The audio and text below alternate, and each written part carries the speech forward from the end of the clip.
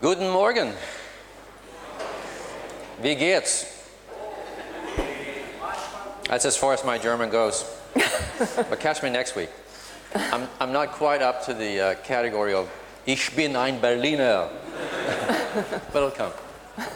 Anyway, I hope you had a good night's sleep and caught some interesting restaurants. And if you find a really good restaurant, tell us about it.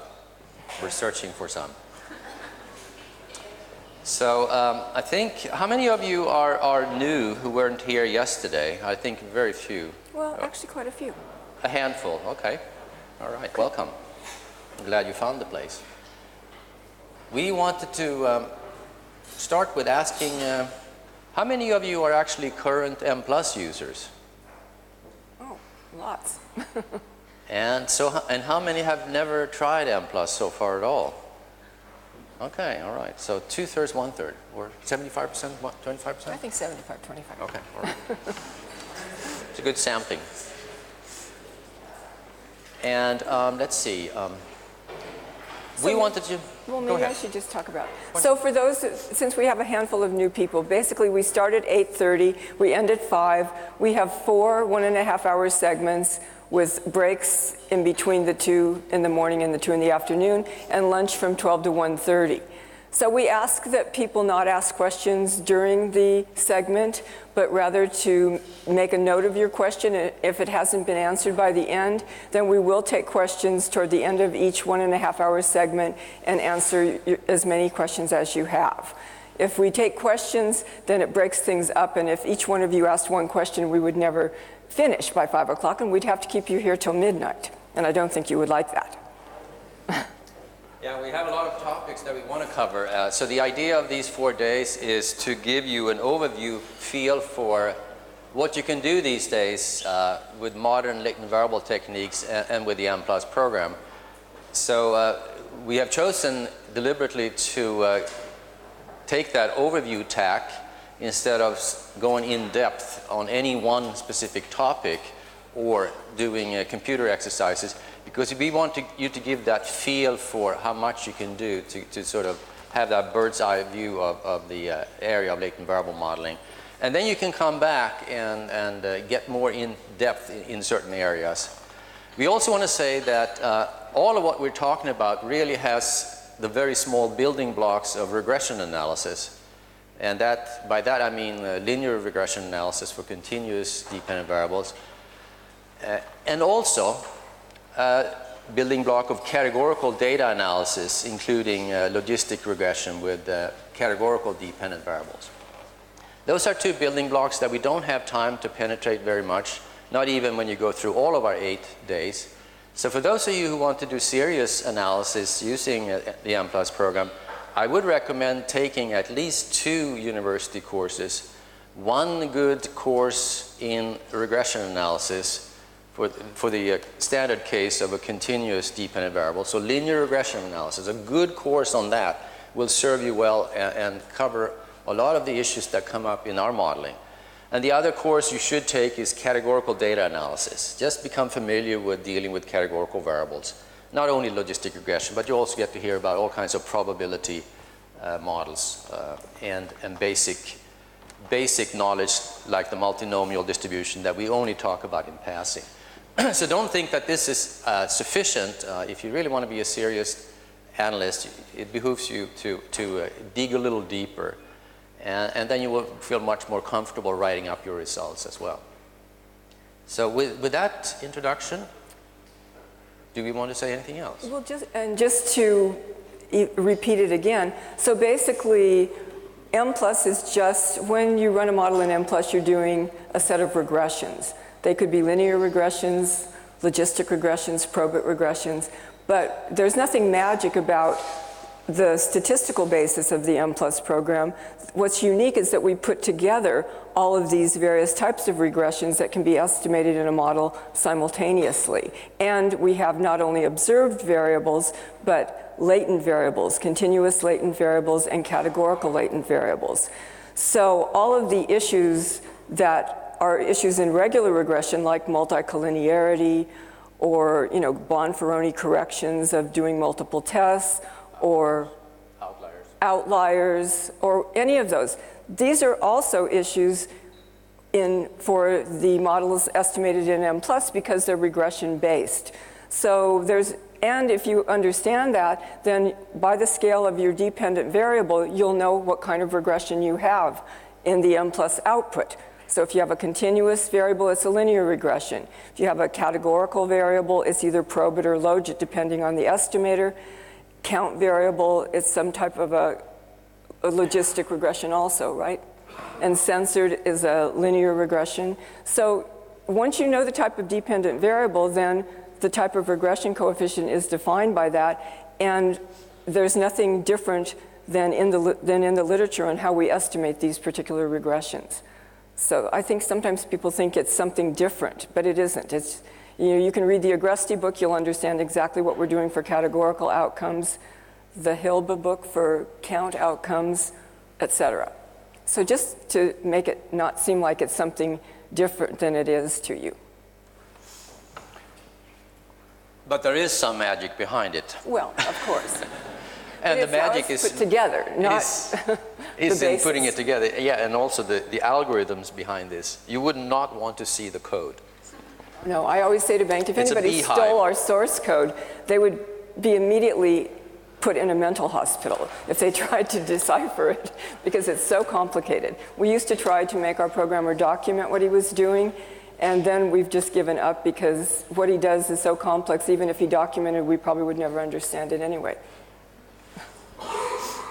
Okay.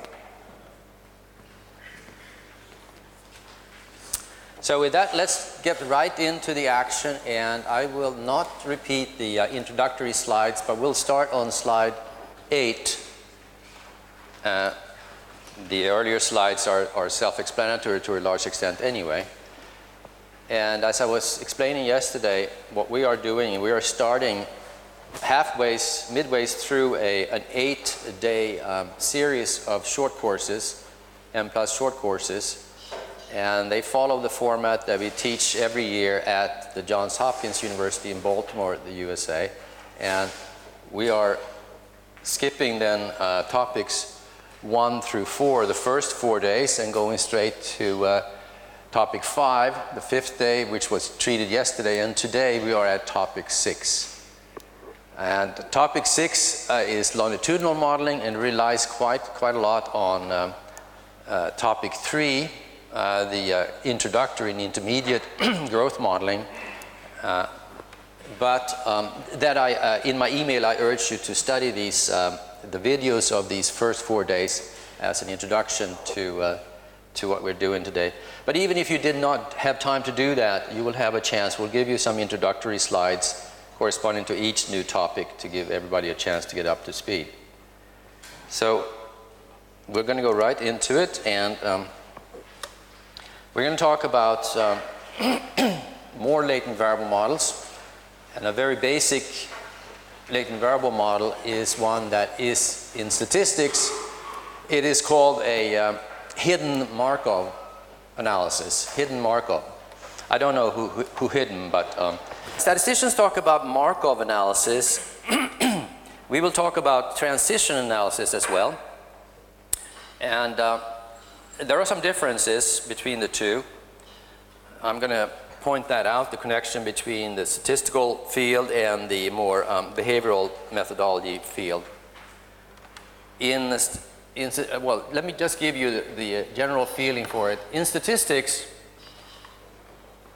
when you talk about longitudinal data in a Markov setting, you typically work with only one variable at each time point. This, you may write time 1 here, time 1 up here, and time 2 time points.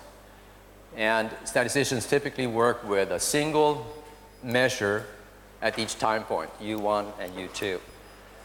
They, however, typically have very long time series. Here we have only 2 time points. They typically work with maybe 100 time points, such as in speech patterns over time.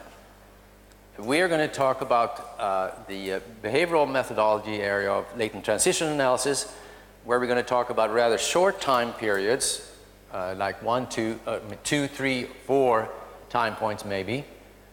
But for each time point, we're going to have multiple indicators. So multiple measures that tries to capture a latent class variable.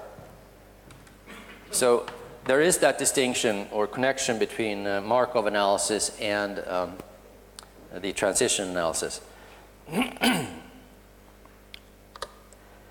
Now, if you look at this picture here, it is a picture that has features of what we talked about yesterday. Excuse me. We have, say that we have binary variables to begin with. So we use the generic notation of U, two binary dichotomous variables, and we have a corresponding latent class variable, categorical latent variable C1 that has two categories, and C2 that has two categories. So the relationship between C2 and C1 is written as a regression of C2 on C1. So C1 influences C2, or C1 predicts C2. And one traditional way of describing that relationship is in terms of transition probabilities. So you have the rows being the time point 1 latent class variable with its two categories, and the columns being the time point 2 latent class variable. And the way you read this table is among those who started in class 1, C1 equals 1, 80% stay in that low class at time 2, and 20% move to another class. They transition into another class. So these two probabilities sum to 1. Likewise, if you start in the high class, you have a 60% chance of staying in the high class and 40% chance of moving to the lower class. So you have the stability on the diagonal and the transitions on the off diagonal. People are interested in looking at these transitions between states, between latent classes over time. You can do it for more categories than 2, and you can do it for more time points than only 2.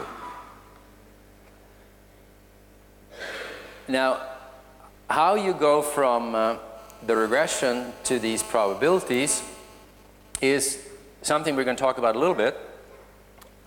And much of it is described in chapter 13 of the user's guide. And again, the user's guide is freely available on the website. If you want a hard copy, you can also purchase it. We'll send it to you.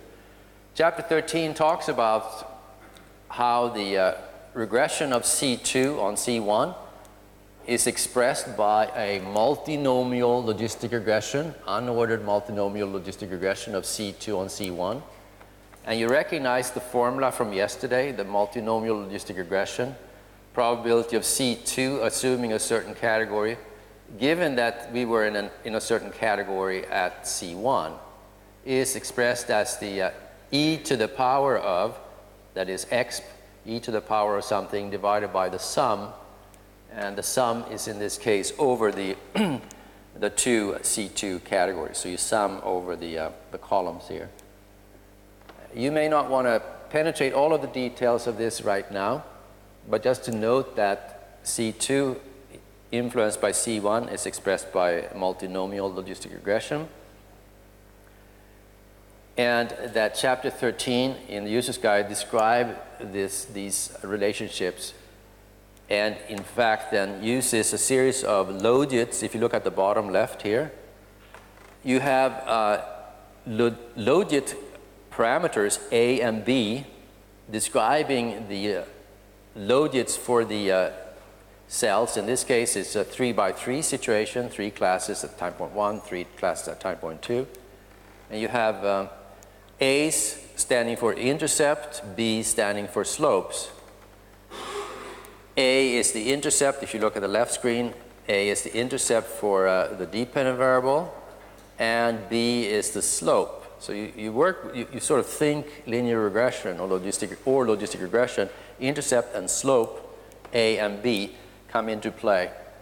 And on this slide 12, you also have the relationship between the names A and B and the corresponding Mplus language notation, intercepts being in brackets, so intercept for C2, first intercept and the second intercept, and the B's being the regression coefficients, which is handled by the on statement, C2 regressed on C1 for each of the different categories. And again, since we do multinomial logistic regression, the last category of the dependent variable has its logits fixed at 0 as a standardization. And that is then a standard feature of the multinomial logistic regression. But ignoring the technical details there for a second, your analysis, when you say C2 on C1 here, is going to produce in the output a derivation from the estimated A and B parameters. We're going to print a transition probability matrix like this that you can then interpret to see how much class status changes over time. And again, we have then two parts to the model, a structural part describing the distribution of people, structural part, the latent variables describing the people, and measurement parts, one measurement part at time 1 and a second measurement part at time 2, describing features of the variables as a function of the observed variables as a function of the latent variables. Now, what I want to do first here, since we have fresh minds, I'm going to do some technical things here. We're going to focus on the measurement part for a second and just exercise some techniques here. Not too much, but a little bit. We're going to try to bring in the concept of measurement error in the setting of categorical variables. In this case, categorical observed and categorical latent. And by the way, as an aside, the observed and the latent variables do not have to be of the same scale. You can have any combination of those that suits your application. Any combination of scales. So in this case, they just happen to be the same, they happen to be binary. So let's see, if you have this situation, then this may be time point 1, the time point 1 measurement relationship. What do we mean by a binary indicator U measured without error? Well, let's look at the measurement, and measurement is then described as how the observed relates to the latent. So U given C, or U as a function of C. What's the probability of that? So you have U as columns here, 0 and 1, the low being 0, the high being 1, and the rows being the latent variable and the low values 1 and 2 by convention. If you have a perfect measurement error-free relationship, then if you are in the lowest latent category, you should have probability 1 of answering in the lowest observed category, and probability of 0 of answering in the highest observed category. That's what we could mean by no measurement error. And likewise, if you are in the highest latent category, you should answer with probability 1 in the highest U category, and therefore probability 0 here. So there's a direct correspondence between the latent and the observed. And that's an interesting model in itself, but it's also a useful trick. Sometimes it could be useful to move observed variables into latent variables, particularly if you want to say, for reasons that you want to make the U and C equivalent one and the same. And yesterday morning you saw one example of that in the compliance modeling. For those who obtained who were randomized to treatment, they, you remember the U variable that was an indicator of C? We know if they complied or not with the treatment. So the U is observed, and in that model, U is identically equal to C for the treatment group. So no measurement error. So that is part of that model. So you can go back and look at it from that point of view. In the version of, we had two versions for that model. One was using an observed U, the other was using training data. Anyway, back to this story then. So how would we represent this measurement error-free situation in Mplus? Well, we want, if you look at the logits here, probability that U equals 1 is what we focus on, traditionally in binary response models. Given C equals 1, that's sitting up there. It should be 0. And how does that translate? Well, we work with our models, we work with parameters that are in the logit scale, not probability scale, although we could do it that way too, but in the logit scale. What's the logit for probability of 0? Well, it's log of the ratio of 0 divided by 1 minus 0. So that's 0 divided by 1. And log of 0 is minus infinity. It's deep down there on the scale. So minus infinity means that that's a logit, minus infinity. That corresponds to a threshold with the opposite sign, or plus infinity. And plus infinity can be approximated by 15. 15 gives almost exactly probability of 0. So we're going to see 15 used sometimes 10 used as an approximation for probability of 0. High thresholds, in this case very high 15, correspond to low probability, as we had said yesterday. And in Mplus you say then for class 1 that the threshold for U is fixed at 15. So this 15 here, it gets translated into this statement here. And then let's talk about the other case. For those who are in class 2, what's the probability that they answer U equals 1? We want that to be 1.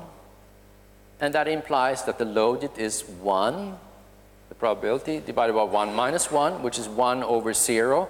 1 over 0 is infinity, and log of that is infinity.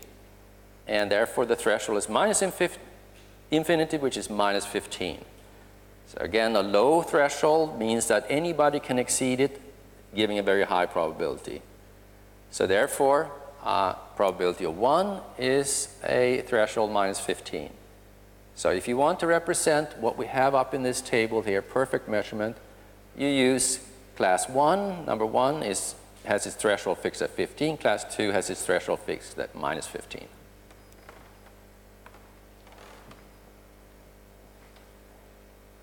Now, what if you want to estimate the measurement error?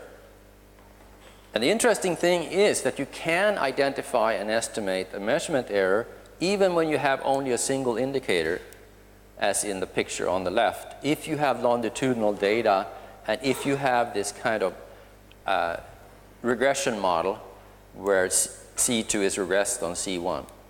You can identify measurement error even with a single indicator. You have the counterpart to that in panel data, longitudinal data, continuous outcomes. This is called an autoregressive model, A-U-T-O, regressive model. We're going to see a different kind of longitudinal model as we go on. Growth models are growth models, and they are not autoregressive. But for autoregressive model, even with continuous outcomes, is it possible to estimate measurement error? Which is sort of interesting. Usually you need multiple indicators. So here's measurement error then. For those who are in the lowest class, they have a 70% chance of answering that they are in the lowest class, but 30% chance of answering giving the wrong answer. This is a measurement error. They are in the low class, but they say that they are in the high category. Likewise, if you are in the high class, you can, by mistake or some other reason, answer that you are in the low category. So the 0.3 and 0.2 are measurement errors of two different kinds. So the measurement error could be of different size for the two alternatives. So how do you deal with that in Mplus? Well, one way of thinking about it is that the probability is 0.3, so the logit will be minus 0.847. You can do these calculations by hand. The threshold is plus 0.847. So you can give that as a starting value if you want to. You don't have to even give a starting value, but that would be a starting value that corresponds to the table up there. And then for the other case, if you start in the high class, or if you are in the high class, what's the probability of answering the high category? Well, it's 0.8, corresponding to that logit value, corresponding to that threshold value, which you give for class 2. So Linda's going to go through an example where you actually find these probabilities. And she's going to devote the example to something relevant for Berlin. Okay, so we're going to take a look at an example now of latent hidden Markov analysis, and the data that we're going to look at are over here from a German socioeconomic panel data with 5,000 people, 5 time points. And the question is, how satisfied are you on the whole with your life? With 1 being unsatisfied and 2 being satisfied. And we give the reference here down at the bottom of this slide. So I'll leave that over there and just go to the picture here. So here, as I said, we have 5 time points. So we're expanding Banks' example from 2 to 5. And the observed variables are binary, as we said, satisfied, unsatisfied. So we have A, B, C, D, and E as observed variables. The categorical latent variables are CA, CB, CC, CD, and CE. The measurement part of the model are the regressions of the observed variables on the categorical latent variables. So A regressed on CA, B, C, D, E, etc. And this results in thresholds varying across the classes. The structural part of the model is the relationships among the categorical latent variables. So we have CE regressed on CD, CD regressed on CC, CC regressed on CB, and CB regressed on CA. So we have measurement parameters shown here and structural parameters shown here.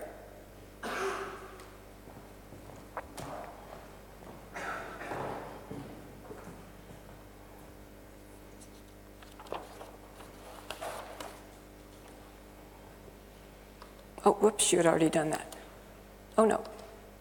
Okay. So on the right screen, we see the Mplus input.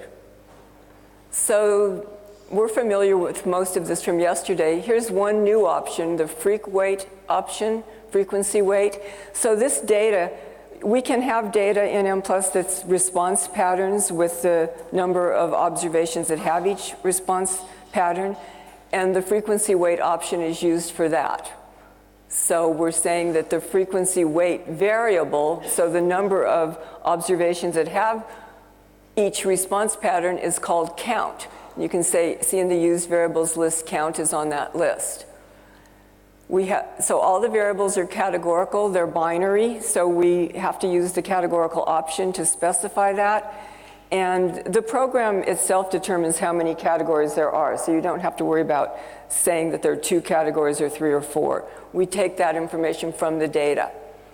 And then you can see the classes option. Toward the end of the day yesterday, we saw that we can have more than 1 categorical latent variable. And we use the classes option both to define the variable, give it a name. So we name CA, CB, CC, CD, and CE, and then to say how many classes there are in parentheses. So in our example, each of the categorical latent variables has 2 classes. So that's how you read that input.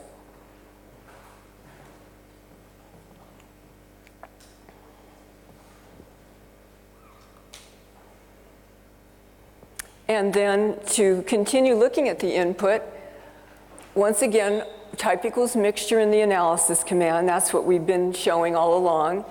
And then we see in the overall part of the model is where we specify the structural part of the model, the structural parameters. So let's start on the second line where we see that we regress CE number 1 on CD number 1. So that's this part of the model, CE on CD. And then once again, you could just say CE on CD without the number 1. We've simplified the language since this input was done. And we just figure out how many there are. And then we have CD on CC right here, CC on CB, and CB on CA, the last one. We also specify the intercepts, CB and CB number 1, CC number 1, CD number 1, and CE number 1.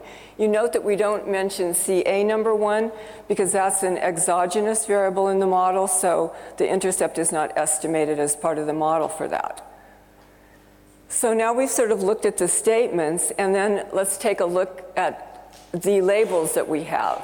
So labels in Mplus can be used to name a parameter, but any parameter that gets the same label is held equal. So what we're saying here is we're basically holding the transition probabilities equal across all of the classes.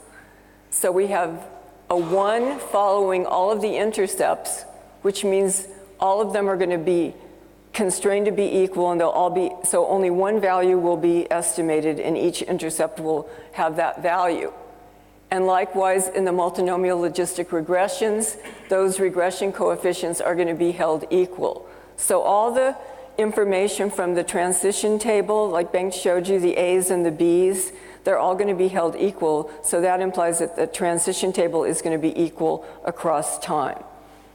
And you know, that sounds to me, anyway, like a fairly restrictive, difficult restriction for fitting the data, because it doesn't seem like that would be probably true in the data across time, that transitions wouldn't necessarily be the same. So we'll see when we look at model fit whether that might have an impact on that.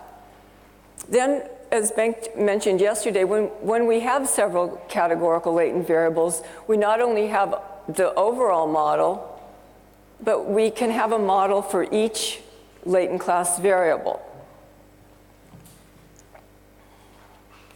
And so we have that. Let me put this on the other one on the other screen. So we have model CA on the right screen, and then over on the other screen we have model CB, CC, CD, and CE. And as you can see, we have equality labels for the thresholds.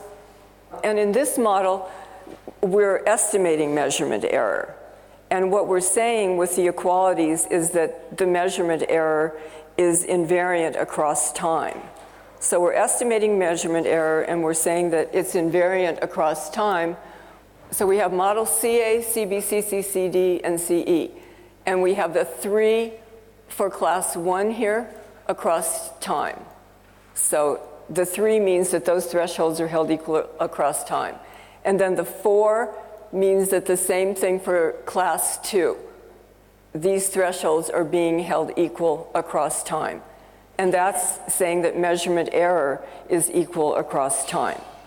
But we're estimating measurement error. We're not doing the first model that Bengt discussed where we fix values at plus or minus 15, saying there's no measurement error. We're doing the second model that he said, which allows for there to be measurement error. So then on this screen, there's nothing new from yesterday. We just have our log likelihood and various information criteria. And you can see the number of free parameters in this model is 5. And then we have a situation where we have our Pearson and likelihood ratio chi-square tests. We talked about them yesterday. And we said, you know, when you have 8 or more binary variables, for example, they're usually not too reliable. But here with 5, you can see that the values of the Pearson and likelihood ratio chi-square are close, and they agree. So when they do agree, then it's safe to interpret them. And what they say basically is the model fits the data very, very poorly. And you know, this is not surprising given all the restrictions we put on the model, that the transition probabilities are the same across time, and that measurement error is the same across time.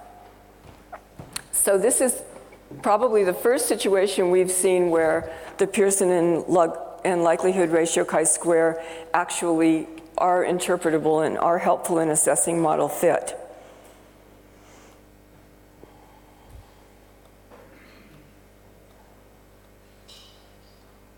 Okay, and here's additional fit information that we've taken from TechCan. So just to reiterate what we said yesterday, we have something in the output command called TechCan, and that's univariate, bivariate, and response pattern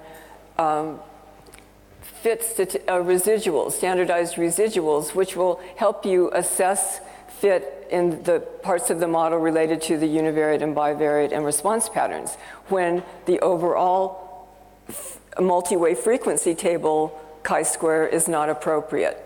But we can take a look here and see what we have. We've got our variables. This is fit for the observed variables to the model. So H0 is our model estimated values. H1 comes from the data. And in the last column, we have our standardized residual. And we're looking for absolute values greater than 1.96. This standardized residual is a z-score. And we can see that everything is very large except for D, for variable D, which it seems to fit the data all right. And my contention is that this misfit comes about because of the latent or the transition probabilities being held equal over time and the measurement error being held equal over time. So we can, but this is, you look at TechCan and you can get an idea of what's going on. And clearly, you can see that there's lack of fit pretty much everywhere except for variable D, the fourth time point. Okay, so on this screen, we have information about the observed variables, A, B, C, D, and E. And on the right screen, we have information about the categorical latent variables, CA, CB, CD, CE. And we can compare, I'm going to look at this on the screen rather than jumping back and forth. But if you compare, for example, CA category 1 has a value of 0.44529. And if you look at A category 1, you have the value under the H1 of 0.459.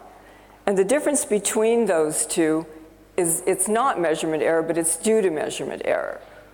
And so that's one thing that you can look to see where those values differ. If you go down to CD, the variable that didn't have poor fit, and look and compare that to D, you'll see that they're relatively close. CD is 0.474, whereas D is 0.479. And the category 2 of CD is 0.525, and the other one is 0.521 for D.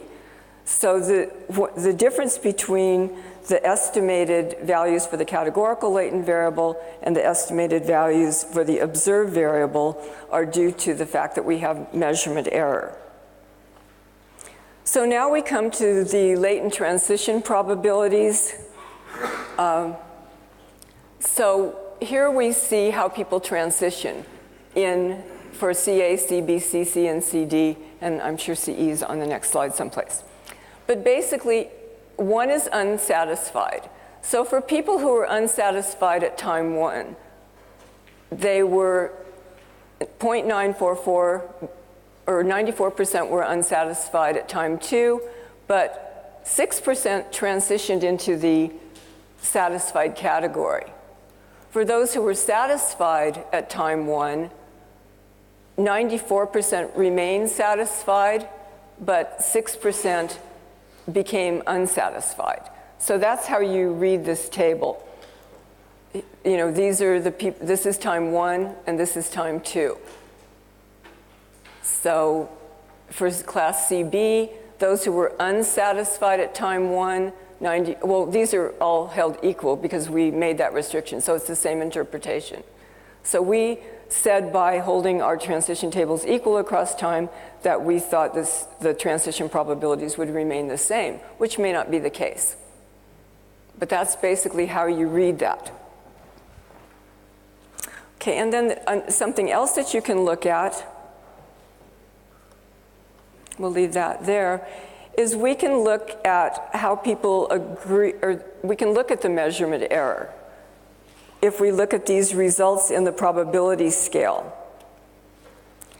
So what we have here is a situation where we look at response patterns. And remember, we have 5 observed variables, and you can either get a 0 or a 1 or a 2, but one of 2 values. So Mplus, if you have the categorical variable, observed variable that's 1 and 2, we turn it into 0 and 1.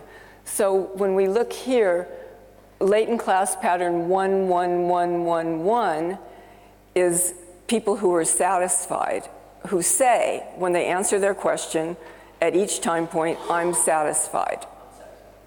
Unsatisfied, I'm sorry. We're looking at the latent class pattern 1, 1, 1. So that's the latent, the true status. And that's the lowest category, goes from 1 to 2. So that's unsatisfied. And then for observed variable A, category 1 is the unsatisfied. So 0.841 is the probability that you will answer unsatisfied when you are in the unsatisfied category at time 1. So you say you're unsatisfied, but you really answer that only 84% of the time. So the measurement error is saying the opposite of what you had actually claimed. So the measurement error here would be 16%. You have to make note of what's latent and what's observed. And so here, latent class pattern, that's for the latent. So the true status is, at the last time point, the true status is satisfied. They were unsatisfied, unsatisfied, unsatisfied, satisfied. That's a true status. And then if you look at the measurement error for that, you have it down here. Those who are truly satisfied at the last time point, they have a 84.7% chance of answering satisfied, but 15% chance of answering unsatisfied. So the measurement error is 15.3% here, whereas here it was 15.9. So I think Linda started off thinking that this was the observed, but this is the latent pattern, and this is the observed. Right. But anyway, the measurement errors are sitting here in the opposite answer compared to the true status. So about 16%. Okay. So this takes a little getting used to read these tables, but we just want to experience them with us. Yeah, exactly. To reiterate, we saw that the model estimated values were different due to the measurement error being different. And then when we look at these results in the probability scale, we see actually what the measurement error is. Here being the 159 and on the other being at the bottom, the smaller value, I think it's 1.154. So these models, I think we have to do some improvements on making them more user-friendly to people. But somehow they've never felt that user-friendly to us. So we haven't gotten quite mulled to the point of doing that. So now we look at, model fit information for the latent class indicator model part. Now these are the observed variable response patterns, and this is part of TechCan. So besides the univariate and bivariate, we give fit information for each response pattern. And at the beginning of the output, we give a number to the response patterns because there are so many of them. So for example, pattern 0, 0, 0, 0, 0, which is all unsatisfied, is 1. And then pattern 2 is satisfied at time 1 and then all unsatisfied. And here's a typo, 33 instead of 3. Pattern 3 is 0, 1, so unsatisfied, satisfied, unsatisfied, unsatisfied, unsatisfied. So you get the idea, and here's pattern 32. So because we have so many, we give them each a number, and then, well, actually I should put this on the other screen. And then you can, using the number here, the response pattern number, then you can look at the standardized residuals that are large and see them which response pattern that's from. You can also look at the contribution that response pattern, the individuals that have that response pattern make to the Pearson chi-square and to the log likelihood. And basically all all of these values will be large for the same response pattern, but they're just different ways of looking at it. So, for example, here's one response pattern that's fairly large. For number 16, they have a standardized residual of 5.44. They make a contribution to Pearson chi-square 28.08 and to the log likelihood minus 138.07. So let's see who are the people in pattern 16, or what is that response pattern? And if you come over here, you can see that they were people who were satisfied for 4 time points, and then at the last time point became unsatisfied. So that's how you look at that. And then you can find which response patterns have the largest standardized residuals and contribute most to the misfit of the model. You can do this with categorical outcomes. And it may be an issue in people answering incorrectly, or reliability of the measure, how the measure is being asked, whatever, but it may point to you investigating how you're collecting the data and why somebody would make some sort of a transition that doesn't really fit the full model. But basically, we have to also remember that this model did not fit the data well based on both the 2 chi-squares and also TechCan. So this is the latent hidden Markov model. Very restrictive, with the measurement error and latent transition probabilities being held equal over the time points. Now, if you're interested in having additional information about these, then we have these 2 references that you can take a look at. So do you have any other comments on this? Yes, I'm tempted to say a couple of other things about it that I just thought of when I was sitting there, which might be of general interest. If you take a look at slide 16, so Linda pointed out that the modeling here used 2 critical assumptions that may not hold. One was time invariant measurement error, and the other was the same transition probabilities for all time points, and neither one of which may hold. There is another restriction in this model, which, and I should say, you can probably relax the assumption of time invariance of the transition probabilities, so they can be different at the different time points. I don't know how far you can go in relaxing the invariance of measurement error across time, because with a single indicator, the measurement error identifiability, I think, hinges on at least a couple of time points being equal.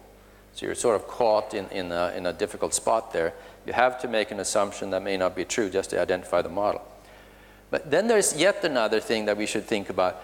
These are called Markov models, and it's actually called a first order Markov model, first order autoregressive model. First order meaning that CA influences CC and CDCE only indirectly through CB.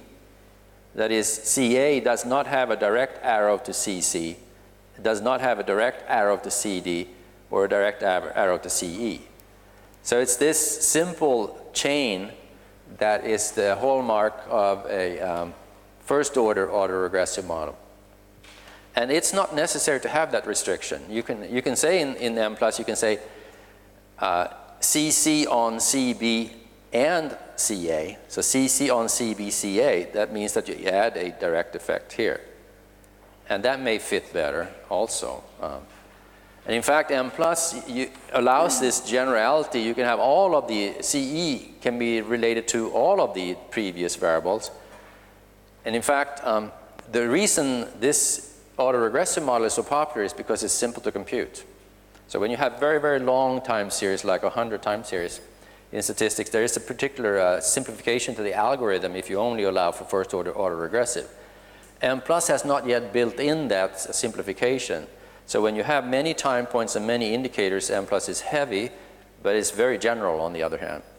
So Mplus for latent transition analysis today is more suited to shorter series, like 2, 3, or 4 time points. Well, this didn't take a lot of time either, so just an aside. So then we move from the hidden Markov model to the close cousin of latent transition analysis. And we show the difference by having fewer time points, which is typical, and having more than one indicator per time point. So we have here 4 indicators per time point. And it's the same 4 indicators at each of the 2 time points. And now we are still interested in the transition from C1 to C2. So we're interested in the same kind of transition table, but we also expand the model, which is typically done as a model which regresses C2 not only on C1 but also on X. So some kind of covariate here, say gender, which will affect the intercept of C2 and which will also affect the intercept of C1. So gender will affect the class probabilities at the 2 time points. So the idea then being that the standard setting for latent transition analysis is that you have longitudinal data. I guess you should cross out cross-sectional data. So we have a correction on both page 27 and 32, Linda. And multiple items measuring several different constructs and hypothesized simple structure for measurements, and the construct represented as a latent class variable. And the aim is to identify items that indicate class as well. And you recognize that from latent class analysis. At each time point, we are going to focus on the latent class model that we talked about yesterday. So everything you heard yesterday afternoon will be relevant here. And we want to study the relationship between the latent class variables, that's transition probabilities, estimate class probabilities, relate class probabilities to covariates, and ultimately do the what I call the factor scoring step, the classifying of individuals into classes by their posterior probabilities. So that's the setting, and it is really then drawing quite a lot on what we already know, so illustrating the fact that as we go further in the course, it doesn't get more complicated, it gets more easy and perhaps more interesting. So I think at that point, Linda will give you an example.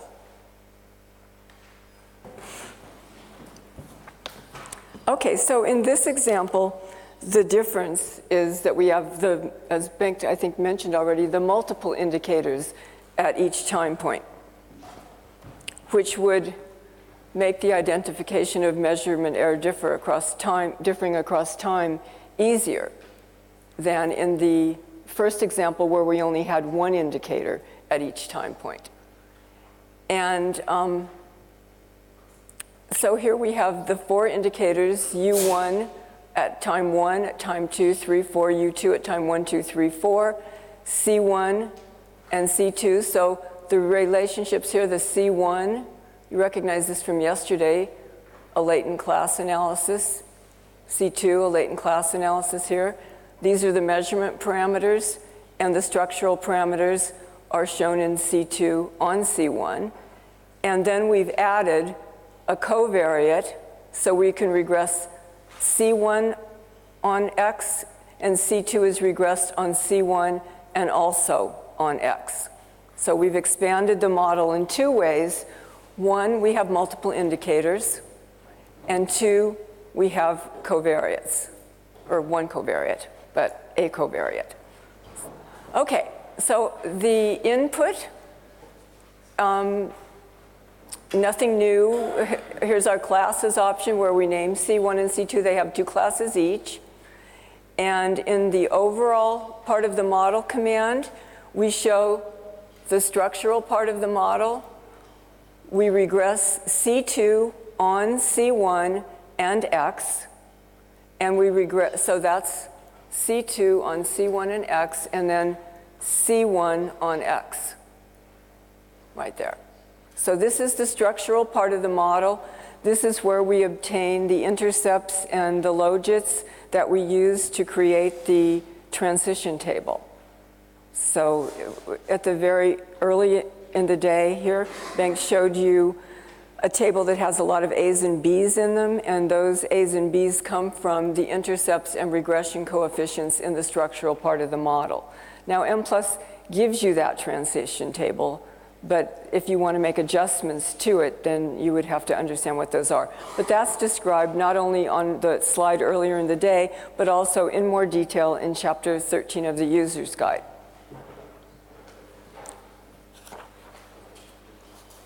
Now, the next part of the output describes the measurement and variance across time. So in this example, we only have 2 time points, so there's only one latent transition table because we only go from 1 to 2. We don't have a third time point going from 2 to 3. So the equality of that transition table isn't an issue in this situation when we have 1.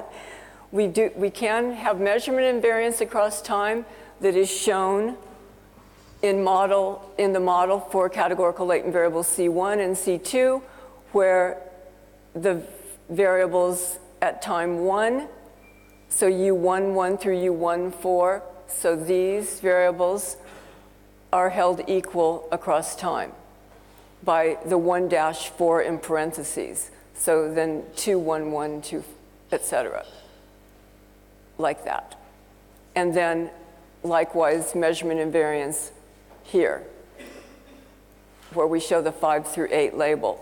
So with the labeling in Mplus, if you have a list of variables like we have here, U11-U14, you can have a list of labels, 1-4.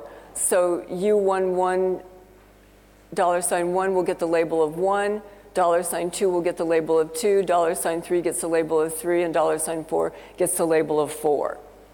So these 2 equalities are holding the measurement invariant across time.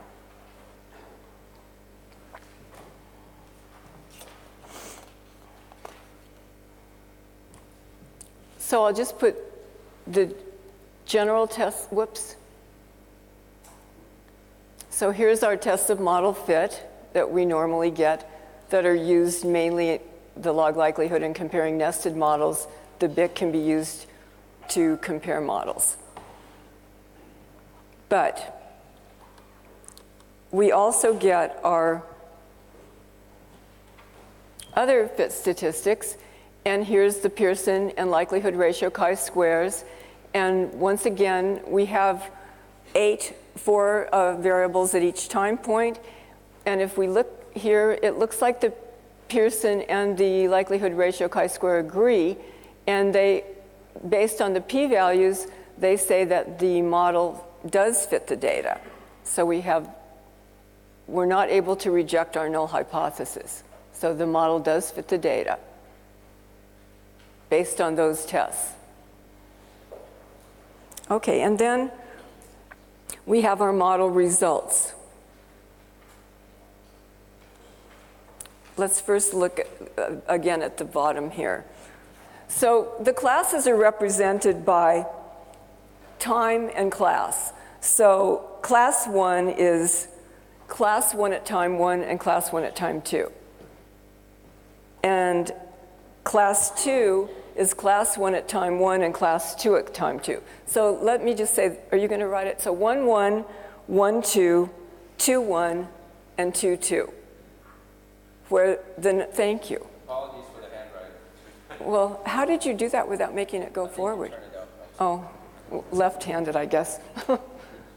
Could you make that go away because it's in the front of what you just wrote? I guess we should just be non-technical, just like we've always been, not try something new. But anyway, so these are class numbers. class 1, class 1, class 1, class 2, class 2, class 1, class 2, class 2. And this is time, 1 and 2. So class 1 at time 1 and class 1 at time 2, et cetera. So the reason I'm telling you this is because when you look, now we're going to look at thresholds on the other screen. I don't want to touch that one. Okay, so, well, it's hard to look at them all without now moving that one. But anyway, we've held certain things equal. And so when we look at the results for class 1, it's going to have class 1 at time 1, class 1 at time 2. And we should, everywhere we have 1s, the threshold should be held equal. So 1, 1, 1, 1. So if you look at your results, you should see in class 2, the first part, first of all, in class 1, everything should be equal. And you can see that it is. If you look at the first 4, 2.020, 2.003, 1.776, 1.861, and that's equal to that. And if you go to class 2, then the first 4 numbers are going to be the same because that's all class 1.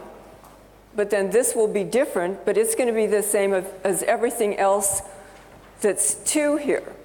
So we're looking at the 2 there. If you go to class 3, the first part should have those numbers. And the second part should have the numbers from 1.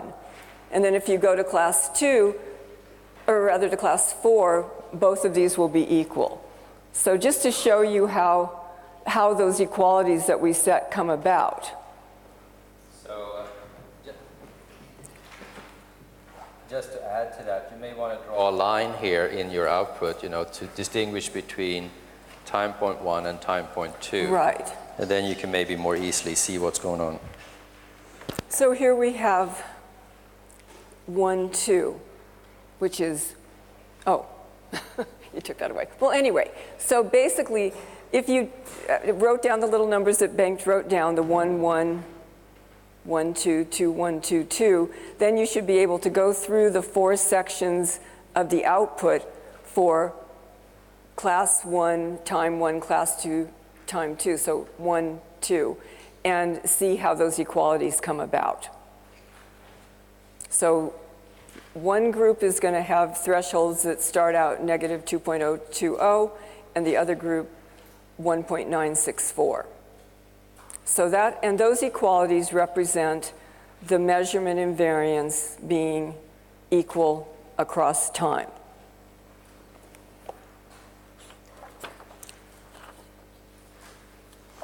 And then if we leave the measurement part of the output and go on to the structural part, once again, just like we saw in the other example, here are the structural coefficients. And you can use these, although we do give you the transition table in the output.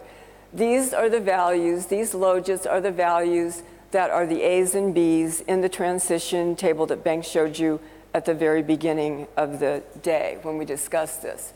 So C2 on C1, C2 on X, well, these wouldn't be part of the transition table, the covariates. Are they? They are. Okay, so these give you the coefficients, and these are the A's here. The intercepts are the A's, and the regression coefficients are the B's.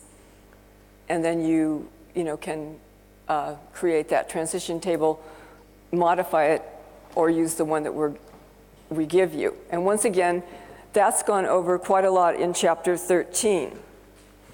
Now, one of Bengt's students, Karen Nyland, former students, did her dissertation on latent transition analysis and came up with a strategy to do this type of analysis.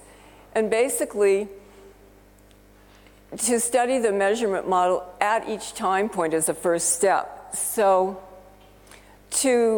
we had 2 time points, and as I mentioned, each time point was really a latent class analysis. So as a first step, when you're doing any type of latent transition modeling, you should start out with a latent class analysis at each time point. That's a good way to get an idea of what's going on. And one thing that you might be looking for is if you actually have the same number of classes at each time point. So let's say at time point 1, the best fitting model is 4 classes, and at time point 2, it's 3 classes. So you can learn information by doing that. And then you can explore the transitions based on the results. So you might, to get an inkling of how people transition from one time point to another, you can use your information on most likely class membership and create crosstabs where you can see how people transition from one class to the other. So you would have the most likely class membership variable for each categorical latent variable, and you could do a crosstab of those two and actually see then where people move from between the 2 time points. And that can give you an idea of what your model will look like when you finally put everything together to estimate it. Karen recommends exploring the latent transition model without covariates as a first step. And as Bengt mentioned yesterday, we've gone back and forth on whether one should estimate these models with or without covariates. And I think our thinking today is that we would estimate them without covariates. And if we then add covariates and that dramatically changes how the classes look, then we would be suspicious that there might be a need for direct effects in that model. And then you can test for measurement invariance across time. So we show, in both of the models that we looked at, we specified measurement invariance across time. But one can actually test that, whether that holds or not, by doing the same thing you do when you're testing for measurement invariance in structural equation modeling in a multiple group analysis.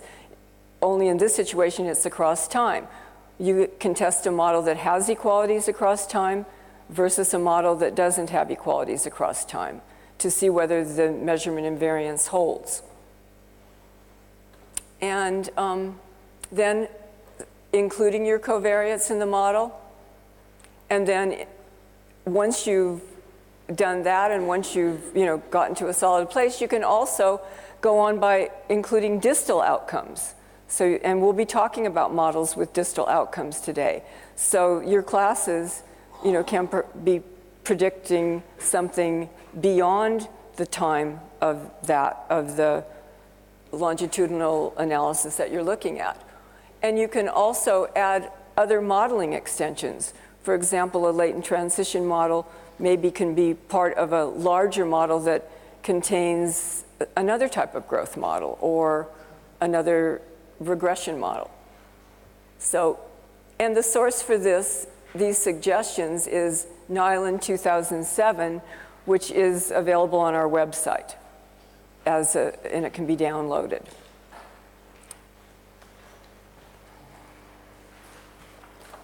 And it actually looks like we should take questions. Do you think?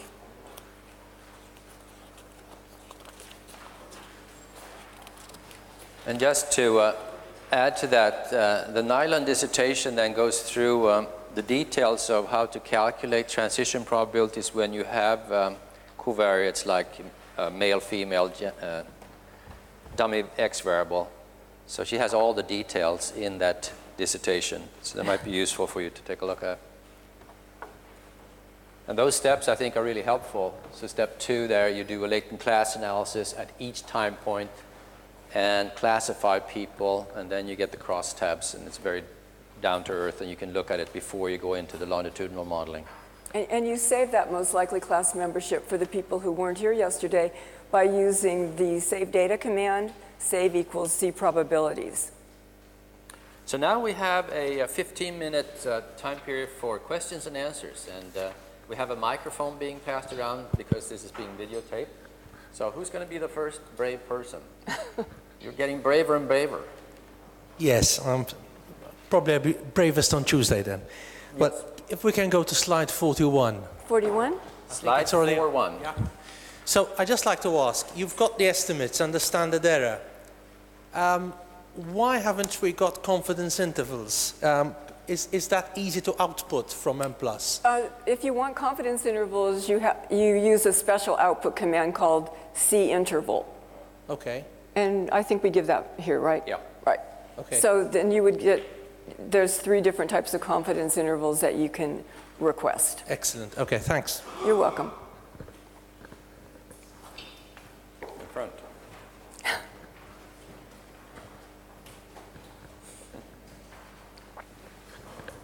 I have some questions about the output. Going to slide 22 compared to 23. Okay, I'll do 22 if you do 23. Okay. Now, in 23, that's the one, no, that's about on the left. H0, that's the model probabilities. And then on the next slide, it's also, it shouldn't it be the same, 0, 44, 5, 2, 9. Should this So be the same as the one at the former slide, or what? This? The difference between those two? Are you looking at this on the left? Yes, yes, that on the left, shouldn't that be the same as that on the right? Do you want to answer that? Well, one is for the observed variables, Yeah. A, and this is for the estimated for the categorical latent variable. So basically, because we've allowed for not to have, or to have measurement error, you know, we have a model where we're allowing measurement error, so we wouldn't necessarily think the model estimated values for the observed variable would be the same as the model estimated value for the categorical latent variable. Oh, I see. That would only happen if we didn't allow measurement error. I see, I see.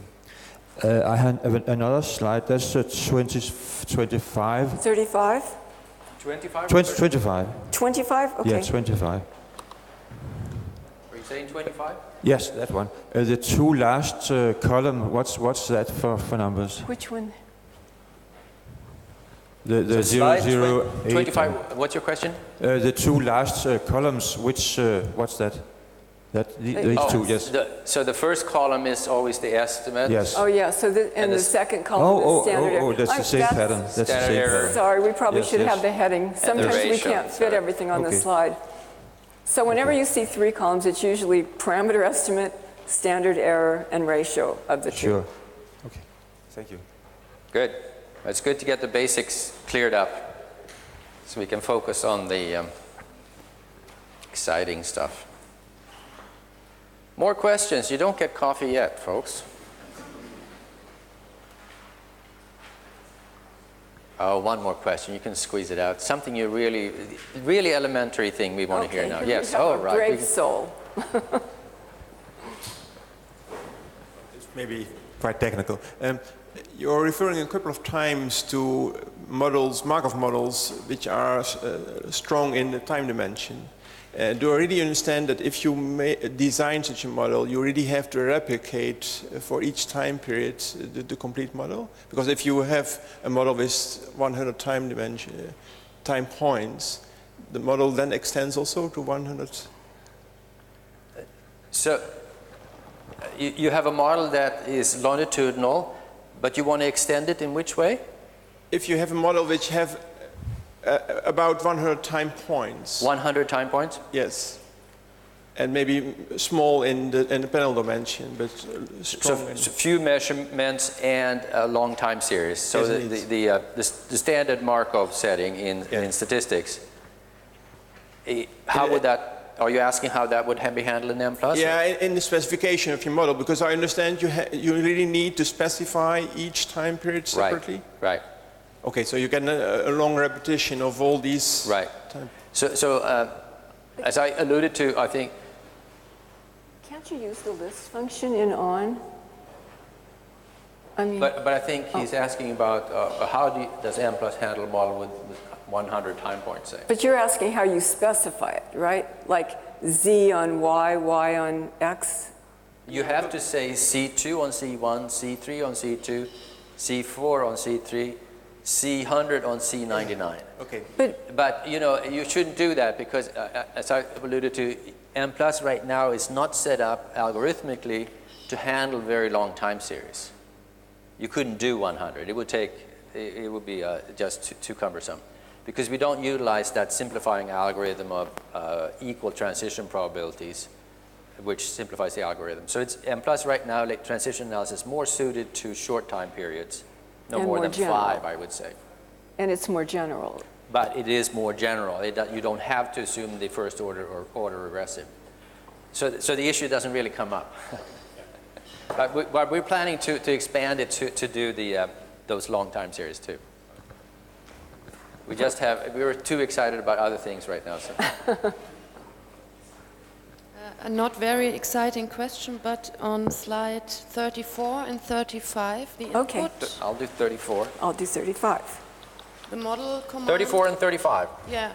I think you said something about that yesterday, but you're saying here C2 on C1 and you have this number 1 sign. That's not necessary, or what does it mean again? Do you Okay, have well, to put it there? if you had a situation where you had 4 classes and then you were specifying a multinomial logistic regression, C4 would be the reference class, so you'd have to say C number 1, C number 2, and C number 3 on C number 1, for example. But you could instead just say C1 on, or C2 on C1. So wait, I didn't say that quite right. So you would have to, if you had 4 classes instead of 2 classes like we have now, you would have to say C2 number 3, C2 number 2, and C2 number 1 on C1 number 1. The shorthand for that would be C2 on C1.